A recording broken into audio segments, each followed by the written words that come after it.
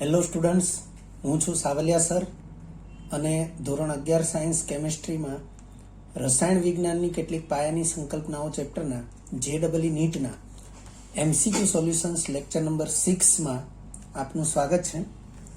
વિદ્યાર્થી મિત્રો, અહીં આપણે કેટલાક એક્સ્ટ્રા MCQનો અભ્યાસ કરવાના છીએ અને તેના વિશેની જે પણ એક્સ્ટ્રા નોંધ અથવા જાણકારી છે એને ખાસ ધ્યાનમાં રાખવી જરૂરી છે. આપણા TTL લેક્ચરની જે નોટ્સ છે એ નોટ્સમાં છેલ્લે આવી એક્સ્ટ્રા માહિતીઓ લખી લેવી જરૂરી છે. પહેલો MCQ છે, પાણીનો એક નમૂનો X% D2O ધરાવે છે. વિદ્યાર્થી મિત્રો, D2O એટલે ભારે પાણી કહેવાય. હાઇડ્રોજનનો સમસ્થાનિક છે ડ્યુટેરિયમ, જેની સંજ્ઞા D છે. સામાન્ય હાઇડ્રોજન જેની સંજ્ઞા H છે, એનો પરમાણુ દળાંક 1 છે. ડ્યુટેરિયમનો પરમાણુ દળાંક 2 છે. એવી રીતે એક ત્રીજો સમસ્થાનિક છે ટ્રિટિયમ, જેનો પરમાણુ દળાંક 3 હોય છે, પરંતુ અહીં ડ્યુટેરિયમની વાત છે, D2O ધરાવે છે X%. જો આ નમૂનાનો અણુભાર એટલે કે જે પાણીનો નમૂનો છે એ નમૂનાનો અણુભાર 19 હોય તો X નું મૂલ્ય શું હોય, એટલે કે D2O ના જે ટકા છે એનું મૂલ્ય શું હોય. તમને અહીં 4 ઓપ્શન આપેલા છે, જે પૈકી ઉકેલ તરીકે ઓપ્શન C એને સાચો ગણવામાં આવ્યો છે. હવે અહીં આપણે સૌથી પહેલા D2O માટે એટલે કે ભારે પાણીનું આણ્વીય દળ આપણે ધ્યાનમાં લઈશું. તો મેં કીધું એ પ્રમાણે ડ્યુટેરિયમનું પરમાણ્વીય દળ 2 છે. D2O છે એટલે 2 ડ્યુટેરિયમ પરમાણુ હોય, એટલે 2 ગુણ્યા 2 એટલે 4 અને એમાં 16 ઉમેરીએ એટલે 20 એ D2O નું આણ્વીય દળ થશે. અને પાણીનું આણ્વીય દળ તો 18 ગ્રામ પ્રતિ મોલ એ આપણે જાણીએ જ છીએ. હવે જો X% D2O હોય તો નમૂનો જે છે એમાં 100 - X% જે કરીએ એ પાણી સામાન્ય પાણી હોય, કારણ કે કુલ પ્રમાણ 100% હોય. હવે D2O નું X% પ્રમાણ હોય તો 100 માંથી X બાદ કરીએ એટલું પ્રમાણ સામાન્ય પાણીનું થશે. આથી નમૂનાનું આણ્વીય દળ બરાબર જેટલા ટકા પાણી હોય એટલા ટકા ગુણ્યા 18, એટલે કે 100 - X% પાણીના છે, સામાન્ય પાણીના, એટલે એને ગુણ્યા પાણીનું આણ્વીય દળ વત્તા X% D2O ના છે તો X ગુણ્યા D2O નું આણ્વીય દળ એટલે કે 20 અને ભાગ્યા બંનેના કુલ ટકા, તો બંનેના કુલ ટકા 100% છે. 100 - X વત્તા X કરીએ એટલે -X + X કેન્સલ, એટલે 100% કુલ ટકા છે. તો 100 ગુણ્યા 18 એટલે 1800 - 18X + 20X છેદમાં 100 એઝ ઇટ ઇઝ. અને નમૂનાનું આણ્વીય દળ આપણને 19 આપેલું જ છે, તો 100 ગુણ્યા 19 એટલે 1900 બરાબર 18 -18X વત્તા 20X એટલે +2X. 1800 લેફ્ટ લઈએ તો 1900 માંથી 1800 બાદ થશે. 100 2X બરાબર 100, તો X બરાબર 2 100 ભાગાકારમાં જશે એટલે X બરાબર 50, એટલે કે D2O નું પ્રમાણ 50% હશે. એ પ્રમાણે બીજો MCQ છે, 0.2 નોર્મલ Na2CO3 નું 5 લિટર દ્રાવણ બનાવવા માટે કેટલા ગ્રામ Na2CO3 ની જરૂર પડશે. વિદ્યાર્થી મિત્રો, અહીં નોર્માલિટી સાંદ્રતા આપેલી છે અને Na2CO3 તો આપણે જાણીએ છીએ કે Na2CO3 એ કોઈ એસિડ કે બેઝ નથી, એક ક્ષાર છે. તો ક્ષાર માટે નોર્માલિટીનું દ્રાવણ કેવી રીતે વિચારી શકાય, તુલ્યભારની જરૂર પડે તો કેવી રીતે તુલ્યભાર ગણી શકાય અથવા જાણી શકાય, એના માટેની અહીંયા તમને માહિતી આપેલી છે. તો 4 ઓપ્શન પૈકી તમે જોઈ શકો છો કે ઉકેલ તરીકે ઓપ્શન B એને સાચો ઉકેલ માનવામાં આવ્યો છે. તો સૌથી પહેલા વિદ્યાર્થી મિત્રો, આપણે Na2CO3 સોડિયમ કાર્બોનેટ એનું આણ્વીય દળ આમ તો આપણે યાદ રાખી લેવાનું હોય છે, પરંતુ આપણે અહીં ગણતરી કરીને દર્શાવેલું છે. પરંતુ મે બી કે અન્ય MCQમાં આની ગણતરી ન કરવાની થાય અથવા આપણે એને ડાયરેક્ટ યાદ રાખી લેવાનું થાય, એટલે ડાયરેક્ટ આપણે એને એપ્લાય કરી શકીએ. તમે જોઈ શકો છો કે સોડિયમના 2 પરમાણુ છે, કાર્બનનો 1 પરમાણુ છે, ઓક્સિજનના 3 પરમાણુ છે. તો સોડિયમ, કાર્બન અને ઓક્સિજનના પરમાણુ દળાંક અનુક્રમે 23, 12 અને 16 લાગુ પાડીએ તો 23 ગુણ્યા 2 એટલે 46, 12 એકા 12 અને 16 તરી 48, સરવાળો કરીએ તો 106 ગ્રામ પ્રતિ મોલ એ Na2CO3 નું આણ્વીય દળ થશે. તેમજ Na2CO3 ની એસિડિકતા 2 છે. હવે વિદ્યાર્થી મિત્રો, આ એસિડિકતા 2 છે એ મેં અહીંયા ડાયરેક્ટ લખી લીધું છે, તમારે યાદ રાખી લેવાનું છે, પરંતુ છેલ્લે આપણે ખુલાસો કરીશું. આથી Na2CO3 નો તુલ્ય ભાર બરાબર અણુભાર ભાગ્યા એસિડિકતા, તો 106 ભાગ્યા 2 કરીએ એટલે 63 ગ્રામ પ્રતિ તુલ્ય એ Na2CO3 નો તુલ્ય ભાર થશે. નોર્માલિટીનું સૂત્ર આપણે જાણીએ છીએ, પદાર્થનું દળ ગ્રામમાં ગુણ્યા 1000 ભાગ્યા પદાર્થનો તુલ્ય ભાર ગુણ્યા દ્રાવણનું કદ મિલીલીટરમાં. પદાર્થ તરીકે Na2CO3 છે એટલે મેં અહીં Na2CO3 નું દળ લખ્યું છે. આ દળ ગ્રામમાં જ હોય કારણ કે અહીંયા 1000 ગુણાકારમાં છે જ. આ કદ મિલીલીટરમાં હોય કારણ કે આમ હોવું જોઈએ લીટરમાં, પરંતુ અહીંયા 1000 ગુણાકારમાં છે એટલે એ કદ મિલીલીટરમાં હોય. નોર્માલિટી તમને 0.2 નોર્મલ આપેલું જ છે, તો 0.2 બરાબર Na2CO3 નું દળ આપણે શોધવાનું છે ગુણ્યા 1000, સૂત્રમાં છે એ જ. Na2CO3 નો તુલ્ય ભાર 63 ગ્રામ પ્રતિ તુલ્ય ગુણ્યા દ્રાવણનું કદ આપણને 5 લીટર આપ્યું છે, પરંતુ 5 લીટર આપણે અહીંયા મિલીલીટરમાં કદ એપ્લાય કરવાનું છે એટલે 5 લીટરનું 5000 મિલીલીટર થશે. Na2CO3 નું દળ આપણે શોધવાનું છે. 3 શૂન્યની સામે 3 શૂન્ય કેન્સલ થશે. 63 ગુણ્યા 5 છેદમાં છે, સામે જશે તો 0.2 સાથે ગુણાકારમાં આવશે. 5 ગુણ્યા 0.2 એટલે જવાબ આવશે 1. 63 ગુણ્યા 1 એટલે જવાબ થશે 63. એટલે Na2CO3 નું જરૂરી દળ 63 ગ્રામ થશે. વિદ્યાર્થી મિત્રો, આ 5 ગુણ્યા 0.2 મેં સીધું જ કહી દીધું કે એનો જવાબ આવશે 1. તો આવી બધી બાબતો જે છે એ તમારે યાદ રાખવી જરૂરી છે. કેલ્ક્યુલેટર વગરની ગણતરીઓ કરવા માટે આ ખૂબ જ અગત્યનું છે. 0.2 છે એને 2/10 લખાય. 5 ગુણ્યા 2 એટલે 10 થશે, 10/10 એનો જવાબ 1 થશે.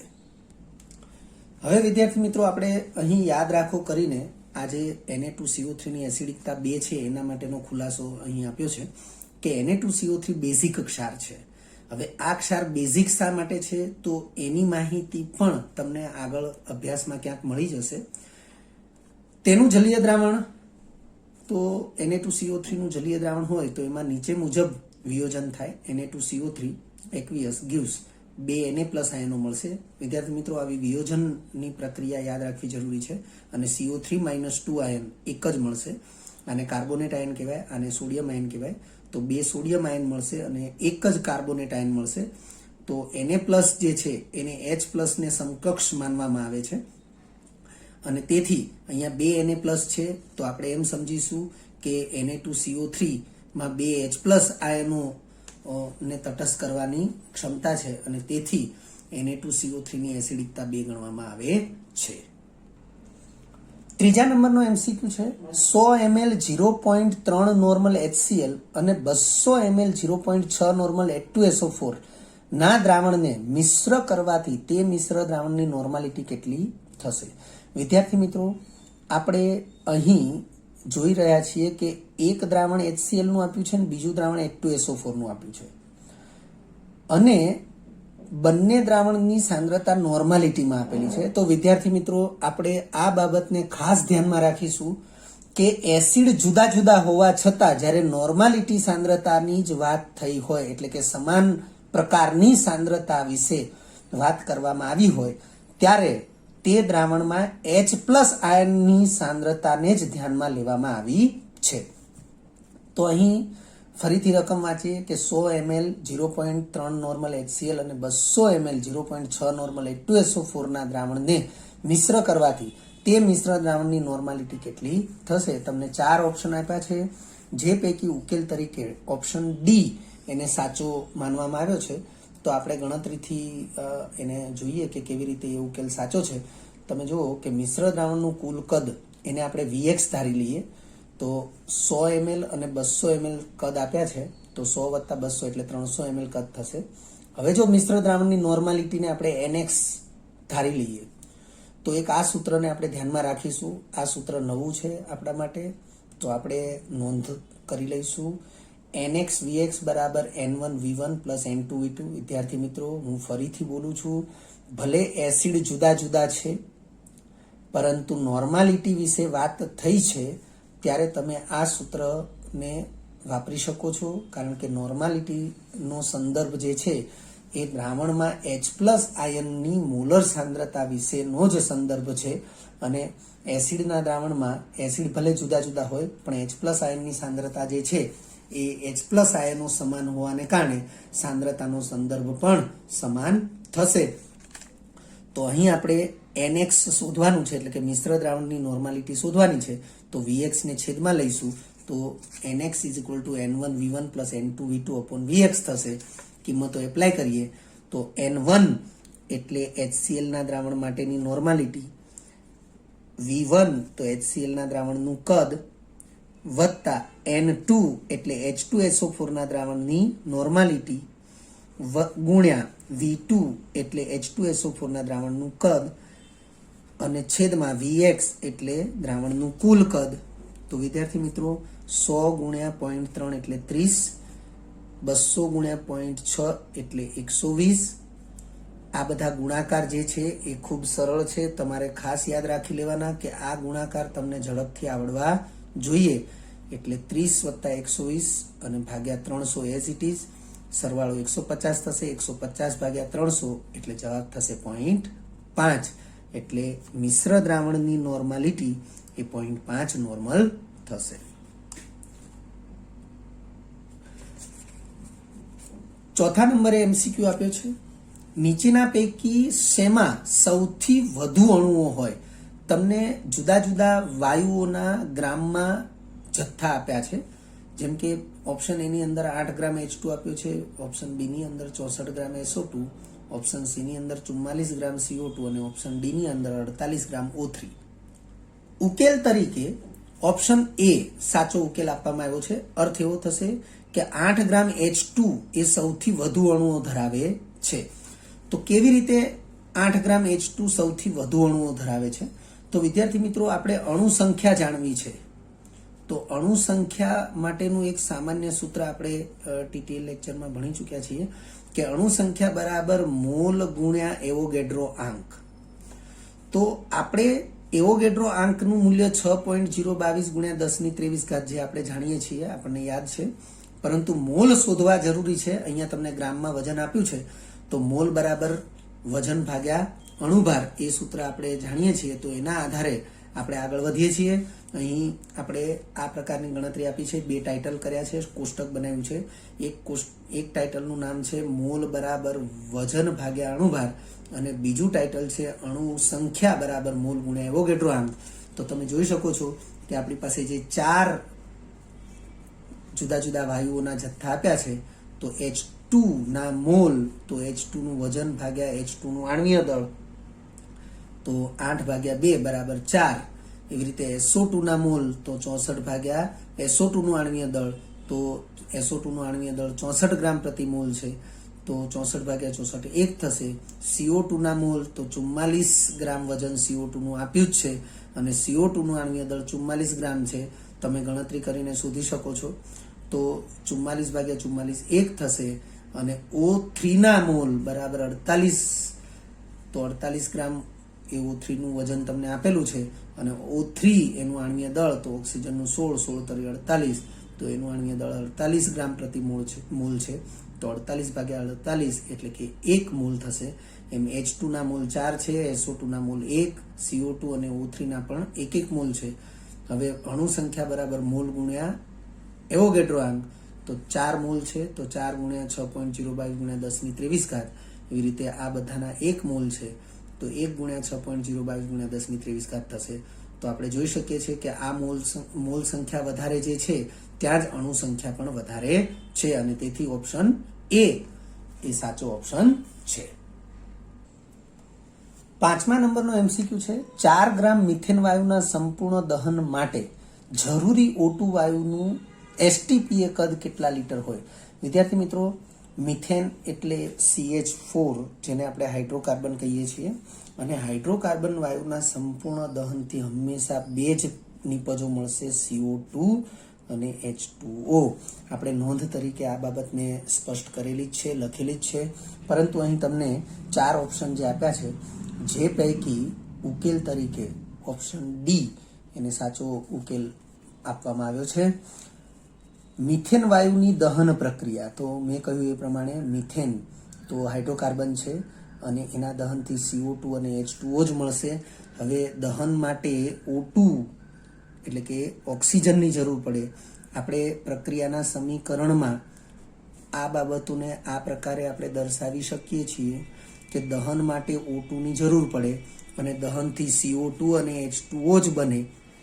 તો તમે આ પ્રક્રિયાના સમીકરણને સંતુલિત કરો તો એક કાર્બન સામે અહીં એક કાર્બન છે જ, પરંતુ 4 હાઇડ્રોજન સામે અહીં 2 હાઇડ્રોજન છે. તો અહીં આપણે 2 લખીએ તો હવે હાઇડ્રોજનની સંખ્યા પણ સંતુલિત થઈ, પરંતુ ઓક્સિજનની સંખ્યાને સંતુલિત કરવા માટે અહીં ઓક્સિજન 2 છે, અહીં પણ 2 છે, ટોટલ ઓક્સિજન 4 છે. પરંતુ O2માં પ્રત્યેક અણુ દીઠ 2 ઓક્સિજન હોય, આપણે 2 વડે ભાગીએ તો જવાબ આવશે 2, એટલે અહીં થશે 2. એટલે કે મિથેન વાયુની દહન પ્રક્રિયાનું સમીકરણ સંતુલિત સમીકરણ હોવું જરૂરી છે અને એ સમીકરણ આ પ્રમાણે થશે. અને એ સમીકરણ પરથી જ આપણને સ્પષ્ટ થાય છે કે 1 મોલ મિથેનના દહન માટે 2 મોલ O2ની જરૂર પડે છે. ફરીથી અહીં આગળ સહગુણક તરીકે કશું જ ન હોય તો 1 લઈ શકાય અને એથી આપણે કહી શકીએ કે 1 મોલ CH4ના દહન માટે 2 મોલ O2ની જરૂર પડશે. હવે આપણને 4 ગ્રામ મિથેન આપ્યો છે એટલે આપણે મિથેનના મોલ શોધવા પડે. તો મિથેનનું આણ્વીય દળ 16 ગ્રામ પ્રતિ મોલ છે. 4 ગ્રામ મિથેનના મોલ વિચારીએ તો વજન ભાગ્યા આણ્વીય દળ પ્રમાણે 4/16 એટલે 1/4 મોલ થશે. તો આ સમીકરણ મુજબ 1 મોલ મિથેનના દહન માટે 2 મોલ O2ની જરૂર પડે. તો 1/4 મોલ મિથેનના દહન માટે કેટલા મોલ O2ની જરૂર પડે? તો 1/4 ગુણ્યા 2 ભાગ્યા 1, તો 1/4 ગુણ્યા 2 એનો જવાબ થશે 1/2 મોલ. અને 1/2 મોલ છે, પરંતુ આપણને STPA નું કદ શોધવાનું છે.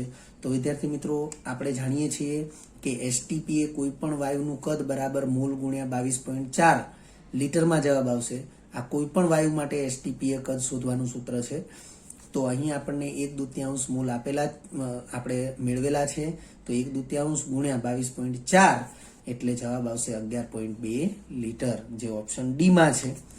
હવે આપણે અહીં યાદ રાખો કરીને એક માહિતી લખી છે જે મેં શરૂઆતમાં કીધી એ જ કે કોઈ પણ હાઇડ્રોકાર્બન પદાર્થના સંપૂર્ણ દહનથી નિપજ તરીકે હંમેશા CO2 અને H2O જ મળે છે. ત્યારબાદ 6થા નંબરનો MCQ છે. હેબર વિધિ એ એમોનિયા બનાવવાની ઔદ્યોગિક પદ્ધતિ છે. 30 લિટર H2 અને 30 લિટર N2 વચ્ચેની પ્રક્રિયાથી 50% નિપજ મળે છે. તો પ્રક્રિયાની સંતુલન સ્થિતિએ નીચેના પૈકી કયું મિશ્રણ હાજર હશે? તો તમને 4 ઓપ્શન આપેલા છે. હવે 4 ઓપ્શન પૈકી ઉકેલ તરીકે બી ઓપ્શન એને સાચો ગણવામાં આવ્યો છે. તમે જોઈ શકો છો કે પહેલા તમને એમોનિયાનું કદ લીટરમાં આપેલું છે, પછી N2 નું કદ લીટરમાં આપેલું છે, પછી H2 નું કદ લીટરમાં આપેલું છે. તો વિદ્યાર્થી મિત્રો, સૌથી પહેલા તો તમે હેબર વિધિથી એમોનિયા બનવાની જે પ્રક્રિયાનું સમીકરણ છે એ જાણતા હોવા જોઈએ, જે તમારે 10મા ધોરણમાં પણ આવેલું છે. તો અહીં મેં લખ્યું છે હેબર વિધિથી એમોનિયા બનવાની પ્રક્રિયાનું સમીકરણ. તો N2 ગેસ 1 મોલ એ H2 ગેસ 3 મોલ સાથે સંયોજાય ત્યારે 2 મોલ NH3 ગેસ મળે. પ્રક્રિયા પ્રતિવર્તી છે તો જ સંતુલન સ્થપાશે. હવે પ્રક્રિયાની તત્વયોગમિતિ મુજબ વિદ્યાર્થી મિત્રો, આ MCQ એ પ્રક્રિયાની તત્વયોગમિતિ આધારિત MCQ છે અને સીમિત પ્રક્રિયક NCERT બોર્ડ લેવલનો ટોપિક છે અને તેથી આપણે એને JEE નીટના TTLમાં એનો સમાવેશ કરેલો નથી. પણ સીમિત પ્રક્રિયક જે છે એ સીમિત પ્રક્રિયક આધારિત MCQ પણ છે. એટલે હું ફરીથી બોલું છું, પ્રક્રિયાની તત્વયોગમિતિ આધારિત અને સીમિત પ્રક્રિયક આધારિત આ MCQ છે. ખૂબ જ ધ્યાનથી એને સમજવું જરૂરી છે. તમે જોઈ શકો છો કે તત્વયોગમિતિ મુજબ N2 અને H2 નો વપરાશ જે છે એ 1/3 મોલ પ્રમાણથી છે. આ 1 મોલ વપરાય ત્યારે આ 3 મોલ વપરાય. હવે તમે જોઈ શકો છો, પરંતુ આપેલું પ્રમાણ તો તમે જોઈ શકો છો કે N2 ના 30 લીટર અને H2 ના 30 લીટર આપેલા છે. હવે આપણે સમાન તાપમાન અને દબાણની સ્થિતિમાં મોલને લીટરમાં આપણે સમજી શકીએ છીએ અથવા વિચારી શકીએ છીએ. તો N2 તમને 30 લીટર આપ્યા છે, સામે H2 પણ 30 લીટર આપ્યા છે. તો આ પ્રમાણ 1:1 થયું. હવે N2 1 મોલ હોય ત્યારે H2 3 મોલ હોવા જોઈએ, અથવા તો N2 1 લીટર હોય ત્યારે H2 3 લીટર હોવા જોઈએ. પણ અહીં N2 1 લીટર જ છે, પણ H2 સામે 1 લીટર જ આપેલો છે અથવા 1 મોલ જ આપેલો છે, તો હોવો જોઈએ એના કરતાં ઓછો H2 આપેલો છે. અને તેથી લખ્યું છે આમ અહીં H2 નું પ્રમાણ જરૂર કરતાં ઓછું હોવાથી તેને સીમિત એટલે કે મર્યાદિત પ્રક્રિયક તરીકે આપણે વિચારીશું. આ સીમિત પ્રક્રિયક અથવા મર્યાદિત પ્રક્રિયક માટેની વ્યાખ્યા પણ છે. તો હવે આપણે આગળ વધીએ કે પ્રક્રિયા સમીકરણ મુજબ 30 લીટર H2, આ 3 H2 છે 3 મોલ, તો સામે 1 મોલ H2 N2 વપરાશે. તો 30 લીટર H2 સામે 10 લીટર N2 વપરાશે. તો લખ્યું છે આમ 30 લીટર H2 સામે 10 લીટર N2 વપરાશે અને સામે 2 એને અનુરૂપ 20 લીટર NH3 બનશે. તો ફરીથી 30 લીટર H2 જે આપ્યો છે આપણને, પણ એ સીમિત પ્રક્રિયક છે. જે સીમિત એટલે કે મર્યાદિત પ્રક્રિયક હોય એ બધો વપરાય એવું વિચારીએ તો 30 લીટર H2 સામે 10 લીટર જ N2 વપરાશે. ભલે 30 લીટર N2 આપ્યો હોય પરંતુ 10 લીટર જ વપરાશે અને 20 લીટર NH3 બની શકે. પરંતુ તમને રકમની અંદર આગળ આપ્યું છે કે 50% નીપજ જ મળે છે. તો 50% નીપજ મળતી હોય એનો મતલબ 20 લીટર NH3 બની શકે, પરંતુ બનશે કેટલો? તો 10 લીટર જ NH3 બનશે. હવે જો 10 લીટર NH3 બનતો હોય તો H2 ની વપરાશ 15 લીટર થશે અને N2 ની વપરાશ 5 લીટર થશે. તો લખ્યું છે પરંતુ 50% નીપજ મળતી હોવાથી 10 લીટર NH3 જ બનશે. બનવો જોઈએ 20 લીટર, પરંતુ બનશે ફક્ત 10 લીટર જ, કારણ કે 50% નીપજ મળે છે. લખ્યું છે વચ્ચેની પ્રક્રિયાથી 50% નીપજ મળે છે. તો આપણે લખ્યું જેના માટે H2 તો 30 લીટર ભલે હાજર છે પણ 15 લીટર જ H2 વપરાશે અને 10 લીટર વપરાવો જોઈએ એની બદલે 5 લીટર જ N2 વપરાશે. આથી બાકી રહેતો N2 તો 5 લીટર વપરાશે તો બાકી કેટલો રહેશે? તો N2 30 લીટર ઉમેરેલો છે તો 30 માંથી 5 વપરાશે એટલે 25 લીટર બાકી રહેશે N2. બાકી રહેતો H2 તો H2 30 લીટર જ નાખેલો છે પરંતુ વપરાશે 15 લીટર એટલે 30 માંથી 15 બાદ કરીએ એટલે 15 લીટર H2 જ બાકી રહેશે. અને પ્રાપ્ત થતો NH3 તો 10 લીટર જ છે, કારણ કે થવો જોઈએ 20 લીટર પણ 50% જ પ્રાપ્ત થાય છે એટલે 10 લીટર NH3 બને છે. આમ સંતુલને પ્રણાલીમાં રહેલું મિશ્રણ તો 25 લીટર N2 છે, 15 લીટર H2 છે અને 10 લીટર NH3 છે. તો આ વિકલ્પ જે છે એ વિકલ્પ મુજબ વિકલ્પ બી છે. વિદ્યાર્થી મિત્રો, જ્યારે આપણે 50% નીપજ મળતી હોવાથી 20 લીટરને બદલે 10 લીટર જ NH3 બનશે એવું ડિસાઈડ કરીએ ત્યારે જ આપણે અહીંયા જોઈ શકીએ છીએ કે 4 વિકલ્પ પૈકી ફક્ત એક જ વિકલ્પ એવો છે કે જેમાં NH3 આપણને 10 લીટર આપેલો છે. તો એના આધારે પણ વિકલ્પ બી ને આપણે પસંદ કરી શકીએ છીએ.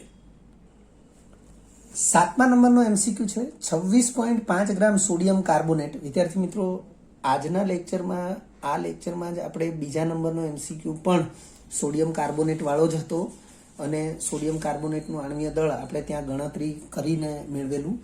અહીં આપણે એને યાદ રાખી લઈશું.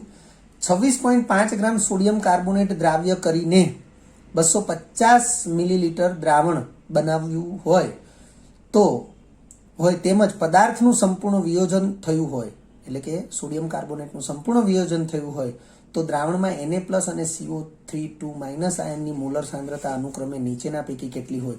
વિદ્યાર્થી મિત્રો, આ પ્રશ્ન એટલે કે આ MCQ પણ તત્વયુગ્મિતિ આધારિત MCQ જ છે. અગાઉ પણ આપણે આ પ્રકારના MCQ ને ધ્યાનમાં લીધેલો છે. તમને 4 ઓપ્શન આપેલા છે, જે પૈકી ઉકેલ તરીકે સી જે છે એ જ સાચો વિકલ્પ દર્શાવેલો છે. હવે સોડિયમ કાર્બોનેટ, તો સોડિયમ કાર્બોનેટ નામ આપ્યું છે, સૂત્ર તમને આવડવું જરૂરી છે. Na2CO3 જેનું આણ્વીય દળ 106 ગ્રામ પ્રતિ મોલ મેં ડાયરેક્ટ લઈ લીધેલું છે, તમારે પણ એને યાદ રાખી લેવું જોઈએ. આથી દ્રાવણની મોલારિટી બરાબર પદાર્થનું વજન ગ્રામમાં ગુણ્યા 1000 ભાગ્યા પદાર્થનું આણ્વીય દળ ગુણ્યા દ્રાવણનું કદ મિલીલીટરમાં, તો 26.5 ગ્રામ તમને વજન આપેલું જ છે ગુણ્યા 1000 સૂત્રમાં છે. 106 ગ્રામ પ્રતિ મોલ એ Na2CO3નું આણ્વીય દળ છે ગુણ્યા 250. તો આપણે આ ગણતરી જે છે એ કેલ્ક્યુલેટર વગર કરવી જરૂરી છે. હું જ્યાં જ્યાં પણ આવી કેલ્ક્યુલેટર વગર ગણતરી કરવાની વાત છે ત્યાં હું તમને ટિપ્સ આપું તો તમારે એને યાદ રાખી લેવી જરૂરી છે. 250 ચોક 1000 થશે, આ 26.5 અને 106, તો એ પણ 4 વડે ભાગ ચાલશે, 4/4, તો એનો જવાબ 1 મોલર થશે. હવે જલીય દ્રાવણમાં Na2CO3નું સંપૂર્ણ વિયોજન નીચે મુજબ થશે. આ સમીકરણથી આપણે પરિચિત છીએ. જો Na2CO3 ની સાંદ્રતા, દ્રાવણની સાંદ્રતા 1 મોલર હોય તો વિયોજનથી 2 Na+ આયન ઉદ્ભવે છે. એનો મતલબ Na+ આયનની મોલર સાંદ્રતા 2 મોલર થશે અને એક જ CO3-2 આયન ઉદ્ભવે છે. તો CO3-2 આયનની સાંદ્રતા એ Na2CO3ની સાંદ્રતા જેટલી જ થશે, એટલે કે 1 મોલર થશે. એટલે આના આધારે આપણે Na+ અને CO3-2- આયનોની મોલર સાંદ્રતા અનુક્રમે વિચારીએ તો 2 મોલર 1 મોલર, જે આપણને ઓપ્શન સી માં આપેલું છે. અહીં યાદ રાખવું કરીને એક બાબત લખેલી છે. આ બાબતનો આપણે ખાસ ધ્યાનમાં રાખીશું. આ બાબતનો ઉપયોગ ઘણી જગ્યાએ થશે. જેમ કે Na2CO3 જે આપણને પદાર્થ આપ્યો છે એના જલીય દ્રાવણમાં સંપૂર્ણ વિયોજનની સ્થિતિમાં Na+ અને CO3-2- આયનની મોલર સાંદ્રતાનું પ્રમાણ હંમેશા, તો આ ચોરસ કૌંસ છે એ મોલર સાંદ્રતાના સિમ્બોલ તરીકે છે. તો Na+ની મોલર સાંદ્રતા જેમ CO3-2- ની મોલર સાંદ્રતા બરાબર 2:1 હશે. હંમેશા આવું જ હશે. તો આપણને પ્રશ્ન પૂછ્યો છે, આપણે જો આને યાદ રાખીએ તો આપણે વિકલ્પ નિવારણની રીતે વિચારી શકીએ કે આ બંને સાંદ્રતા સરખી આપી છે. તો Na2CO3 માટે Na+ અને CO3-2- આયનની સાંદ્રતા એના સરખા મૂલ્યો ક્યારેય શક્ય નથી. એ ઉપરાંત Na+ની સાંદ્રતા બમણી હોય અને CO3-2ની સાંદ્રતા અડધી હોય, એ પ્રમાણે વિચારીએ તો આ વિકલ્પ પણ શક્ય નથી. આ સી અને ડી બે વિકલ્પ શક્ય છે એવું આપણે વિચારી શકીએ. એટલે વિકલ્પ નિવારણની રીતે 4 ઓપ્શન પૈકી 2 ઓપ્શનનો તો સીધો જ નિકાલ થઈ જાય. આ પ્રમાણેનું આપણે એક બીજું ઉદાહરણ પણ સમજી શકીએ છીએ. દાખલા તરીકે Na3PO4 છે. આ છે સોડિયમ ફોસ્ફેટ. સોડિયમ ફોસ્ફેટના જલીય દ્રાવણમાં સંપૂર્ણ વિયોજન થાય તો Na+ના 3 આયનો ઉદ્ભવશે અને PO4-3 એનો 1 આયન ઉદ્ભવશે. તો આપણને એવો ખ્યાલ આવે છે કે જલીય દ્રાવણમાં સંપૂર્ણ વિયોજન થાય તો Na+ અને PO4-3- આયનની મોલર સાંદ્રતા જે છે એનું પ્રમાણ હંમેશા, આ મૂલ્ય હંમેશા એ 3:1 જ આવશે. એટલે કહેવાનો અર્થ કે જ્યારે કોઈ પણ પદાર્થના ઘટક આયનો માટે આવું મોલર સાંદ્રતાનું પ્રમાણ આપણે જાણતા હોઈએ તો એના આધારે આપણે ઓપ્શન જે છે એ ઓપ્શનમાં વિકલ્પ નિવારણનો ઉપયોગ આપણે સરળતાથી કરી શકીએ છીએ. 8મા નંબરનો MCQ છે. 0.01 ગ્રામ યુરિયાને 0.03 ડેસીમીટર ક્યુબ પાણીમાં દ્રાવ્ય કરીને દ્રાવણ બનાવ્યું હોય તો તે દ્રાવણની મોલાલિટી સાંદ્રતા કેટલી હોય? પાણીની ઘનતા 1 ગ્રામ પ્રતિ મિલીલીટર. વિદ્યાર્થી મિત્રો, તમને પાણીની ઘનતા ક્યાંય ન આપી હોય તો પણ યાદ રાખી લેવી. પાણીની ઘનતા 1 ગ્રામ પ્રતિ મિલીલીટર છે. આનો અર્થ એવો થાય કે 1 મિલીલીટર પાણીનું વજન 1 ગ્રામ થશે અથવા 1 ગ્રામ પાણીનું કદ 1 મિલીલીટર થશે. તો આ જ બાબતને આપણે કિલોગ્રામમાં વિચારીએ તો 1 કિલોગ્રામ પાણીનું કદ 1 લીટર થશે. તો એ અનુસંધાનમાં તમને 4 ઓપ્શન આપ્યા છે અને 4 ઓપ્શન પૈકી ઉકેલ તરીકે ઓપ્શન બી એને સાચો વિકલ્પ માનવામાં આવ્યો છે. વિદ્યાર્થી મિત્રો, આમ જોઈએ તો ખૂબ સરળ પ્રકારનો આ MCQ છે, પરંતુ બસ આપણે મોલાલિટીનું સૂત્ર જે છે એનો કોન્સેપ્ટ આપણે યાદ હોવો જરૂરી છે અથવા યાદ રાખવો જરૂરી છે. યુરિયાના મોલ તો વજન ભાગે આણ્વીય દળ. યુરિયાનું આણ્વીય દળ 60 ગ્રામ પ્રતિ મોલ, એ આપણે યાદ રાખવું જરૂરી છે. અગાઉના પણ MCQ સોલ્યુશન લેક્ચરમાં આપણે એની ચર્ચા કરેલી છે. વજન તમને 0.01 આપ્યું છે તો 0.01/60. આનું કોઈ સાદુરૂપ આપણે આપ્યું નથી. આગળ જતા એનું સાદુરૂપ આપણે આપીશું. તેમજ પાણીની ઘનતા 1 ગ્રામ પ્રતિ મિલીલીટર આપેલી જ છે. હવે ગ્રામ પ્રતિ મિલીલીટરને કિલોગ્રામ પ્રતિ ડેસીમીટર ક્યુબમાં આપણે વિચારી શકીએ. આ ડેસીમીટર ક્યુબ, 1 ડેસીમીટર ક્યુબ એટલે 1 લીટર છે, એટલે કિલોગ્રામ પ્રતિ લીટર પણ ગણી શકાય. એટલે કે 1 ગ્રામ પ્રતિ મિલીલીટર એને 1 કિલોગ્રામ પ્રતિ ડેસીમીટર ક્યુબ એવી રીતે પણ ગણી શકીએ. અને આથી કહી શકાય કે 0.03 ડેસીમીટર ક્યુબ પાણી જે છે એ 0.03 કિલોગ્રામ પાણી થશે. હવે મોલાલિટી સાંદ્રતા બરાબર યુરિયાના મોલ છેદમાં પાણીનું વજન કિલોગ્રામમાં. આ વ્યાખ્યા આધારિત જ છે. હવે યુરિયાના મોલ તો 0.01 ભાગ્યા 60 છે, છેદમાં 0.03 એ પાણીનું વજન છે કિલોગ્રામમાં. તો આપણે સાદુરૂપ આપીએ તો 0.01 છે, 0.03 છે, એટલે 1/3 સીધે લખી શકાશે અને અંશના છેદમાં 60 છે એને છેદમાં લખી શકાશે. હવે 1/60 ગુણ્યા 3 છે, તો વિદ્યાર્થી મિત્રો આપણે આને 1/6 તરી 18 અને ગુણ્યા 10 અલગથી લખી શકીએ. હવે 1/18 જે છે એનું મૂલ્ય થશે 0.0555. વિદ્યાર્થી મિત્રો, અગાઉ પણ એક લેક્ચરમાં આપણે આવી ચર્ચા કરેલી છે કે આવા મૂલ્યો યાદ રાખી લેવા જરૂરી છે કે 1000/18 એનો જવાબ થશે હંમેશા 55.55. હું 1000 ને બદલે 100 લઈ લઉં તો 100/18 એક શૂન્ય ઓછું થયું તો જવાબ આવશે 5.555. હું 100 ને બદલે 10 લઈ લઉં તો 10/18 એનો જવાબ આવશે 0.5555. અને જો 10 ને બદલે 1 વિચારું તો 1/18 એનો જવાબ આવશે 0.05555 અથવા 0.555.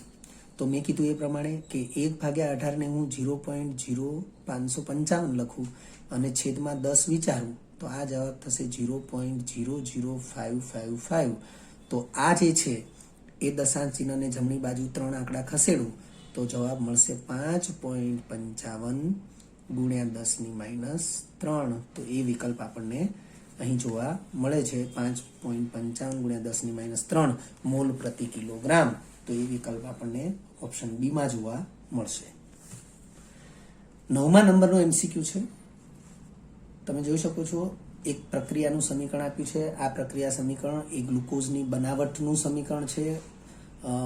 લીલી વનસ્પતિમાં જે પ્રકાશ સંશ્લેષણની પ્રક્રિયા થાય છે પર્ણોની અંદર, આ પ્રક્રિયા સમીકરણ એનું છે. તમારે 10મા ધોરણની અંદર પણ આ સમીકરણ આવેલું છે. હવે આ પ્રક્રિયા મુજબ 1.8 ગ્રામ ગ્લુકોઝ બનવા માટે CO2 ના કેટલા અણુની જરૂર પડે? હવે વિદ્યાર્થી મિત્રો, પ્રક્રિયાની તત્વયુગ્મિતિ એટલે મોલ સંખ્યાથી છે. જેમ કે તમે જોઈ શકો છો કે C6H12O6 એ ગ્લુકોઝનું સૂત્ર છે અને એનો તત્વયુગ્મિતીય ગુણાંક કંઈ જ નથી લખ્યો તો આપણે 1 લઈ શકીએ. તો 1 મોલ ગ્લુકોઝ બનવા માટે 6 મોલ CO2 ની જરૂર પડે. તો સૌથી પહેલા આપણે મોલ પ્રમાણ જાણવું જરૂરી છે. 4 ઓપ્શન પૈકી ઉકેલ તરીકે ઓપ્શન બી એને સાચો ગણવામાં આવ્યો છે.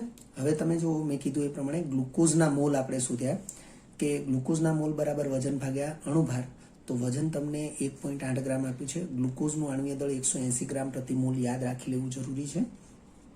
તમે આ સૂત્ર પરથી અણુભાર શોધી પણ શકો છો. તો 1.8 ભાગ્યા 180 જેનો જવાબ આવશે 0.01 મોલ. હવે તમે જોઈ શકો છો કે આ 1 મોલ હોય ત્યારે આ 6 મોલ જોઈએ છે. તો 0.01 મોલ ગ્લુકોઝ માટે આ કેટલા જોઈશે? તો 0.06 મોલ જોઈશે. તો આપણે લખ્યું છે આપેલ પ્રક્રિયા સમીકરણ મુજબ 1 મોલ ગ્લુકોઝ માટે જરૂરી CO2 ના મોલ 6 છે. તો 0.01 મોલ ગ્લુકોઝ માટે જરૂરી CO2 ના મોલ તો 0.06 થશે, કારણ કે 0.01 ગુણ્યા 6 ભાગ્યા 1 કરીએ એટલે જવાબ 0.06 મોલ આવશે. આથી CO2 અણુની સંખ્યા, હવે અણુ સંખ્યા બરાબર મોલ ગુણ્યા એવોગેડ્રો આંક, આ સૂત્રથી આપણે પરિચિત છીએ. તો 0.06 મોલ આપણે ગણતરીથી મેળવ્યા અને ગુણ્યા એવોગેડ્રો આંકનું મૂલ્ય 6.022 ગુણ્યા 10⁻23. તો એ ઓપ્શન જે છે એ આપણને બી ની અંદર જોવા મળે છે અને તેથી આપણી માટે વિકલ્પ બી એ સાચો ગણાશે. 10મો MCQ વિદ્યાર્થી મિત્રો ખૂબ જ એક્સ્ટ્રા ઓર્ડિનરી, ખૂબ જ વિચાર માગી લે તેવો MCQ છે. બીકરમાં રાખેલા N/5 સાંદ્રતાના 1 લિટર HCl ના દ્રાવણને ઉકાળીને દ્રાવણનું કદ 250 મિલીલીટર કરવામાં આવ્યું. એટલે કે દ્રાવણને ઉકાળીએ એટલે દ્રાવણમાંથી બાષ્પ સ્વરૂપે ઘટક દૂર થાય અને કદ ઘટી 250 મિલીલીટર થયું.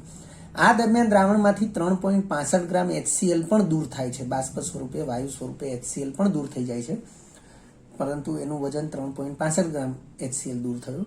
તો તે અંતિમ દ્રાવણની સાંદ્રતા કેટલી હશે તો તમે જોઈ શકો છો કે 4 ઓપ્શન છે અને 4 ઓપ્શનની અંદર તમને અલગ અલગ નોર્માલિટી સાંદ્રતા આપેલી છે, જે પૈકી ઉકેલ તરીકે વિકલ્પ ડી એને સાચો ગણવામાં આવ્યો છે. હવે આપણે ગણતરીથી ખાસ ગણતરી જે છે એમાં કઈ કઈ બાબતોને નોંધી છે અથવા ધ્યાનમાં લીધી છે એ તમારે એને જોવી જરૂરી છે. તો જો HCl માટે બેઝિકતા 1 છે.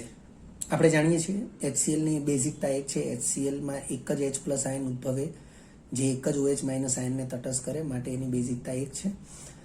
તો HCl માટે તુલ્ય ભારનું મૂલ્ય અણુભાર જેટલું જ થશે અને HCl નો અણુભાર 36.5 ગ્રામ પ્રતિ મોલ છે, તો હવે એનો તુલ્ય ભાર પણ 36.5 જ થશે. હવે પ્રારંભિક સાંદ્રતા તમને N/5 આપી છે. N/5 નો મતલબ થશે 1/5 નોર્માલિટી, એટલે કે 1/5 નોર્મલ, અને કદ 1 લિટર આપ્યું છે, જેને આપણે 1000 ml તરીકે પણ લઈ શકીએ અને એ લેવું જ જોઈએ, કારણ કે બીજું કદ છે એ મિલીલીટરમાં આપ્યું છે.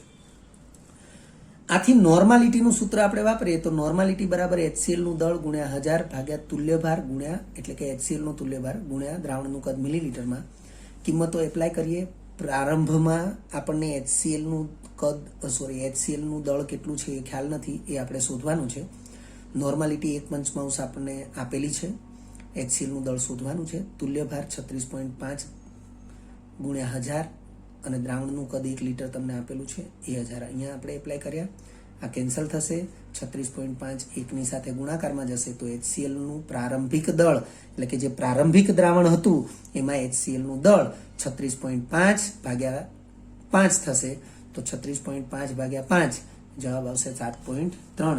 વિદ્યાર્થી મિત્રો, 36.5 ભાગ્યા 5 આપણે ભાગાકાર કરવા નહીં રહેવાનું, ઉપર નીચે 2 વડે ગુણી નાખવાનું.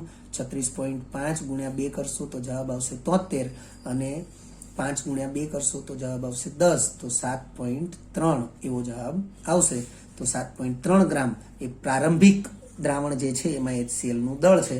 હવે દ્રાવણને ઉકાળવામાં આવ્યું છે અને ઉકાળવાથી દ્રાવણમાંથી 3.65 ગ્રામ HCl દૂર થયો છે અને દ્રાવણનું કદ 250 મિલીલીટર બન્યું છે. તો લખ્યું છે આથી બાકી રહેતા HCl નું દળ બરાબર, તો 7.3 ગ્રામ એ પ્રારંભિક દળ હતું અને ઉકાળવાથી 3.65 ગ્રામ દૂર થયું, એટલે 3.65 ગ્રામ HCl બાકી રહ્યો. અને અંતિમ દ્રાવણની નોર્માલિટી આપણે શોધીએ તો સૂત્ર તો સમાન રહેશે. HCl નું દળ, તો અંતિમ દ્રાવણમાં HCl નું દળ 3.65 છે ગુણ્યા 1000 સૂત્રમાં છે એ જ. તુલ્ય ભાર તો 36.5 જ રહેશે ગુણ્યા દ્રાવણનું કદ મિલીલીટરમાં 250 થયું છે. હવે આ જે આપણે 3.65 ગુણ્યા 1000 ભાગ્યા 36.5 અને ગુણ્યા 250, તો આપણે આનો છેદ ઉડાડીએ તો આ પ્રમાણે આપણને 4/10 મળશે. 4/10 છે એને 1/2.5 પણ કહેવાય.